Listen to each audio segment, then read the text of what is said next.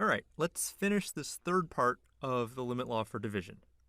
We're dealing with a case where the limit of the denominator is 0 and the limit of the numerator is 0. But remember that we're not going to be saying that this limit equals 0 over 0.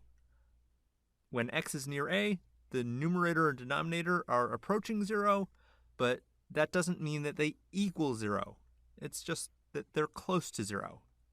So the quotient here is going to be some small number over some small number when x is near a. And the interesting thing about this case is that just knowing that the numerator and denominator are small doesn't tell us anything about how big this quotient is. What we really would need to know is how small the numerator and denominator are relative to one another. For instance, the numerator could be 0.01, that's pretty small, but the denominator could be even smaller. It could be 0.00001. And when you divide this, you get 1,000. Or it could be the reverse. It could be that the numerator is 0.00001 and the denominator is 0.01. And now the quotient becomes 0.001, or 1/1000th. In the example from the last video that we did, we were taking the limit as x approaches 0 of 2x over x.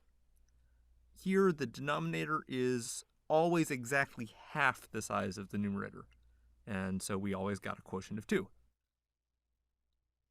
The bottom line is that if the denominator and the numerator are both going to 0, the limit of the quotient could be anything. It could be big, it could be small, it could be somewhere in between. Any of that. Now, this doesn't mean that we just give up and say, I don't know. But it does mean that we have to do more work in order to determine what the limit is in each case. We have some questions for you, and then in the next video we'll discuss just what sort of work you can do in order to figure out limits like this. Okay?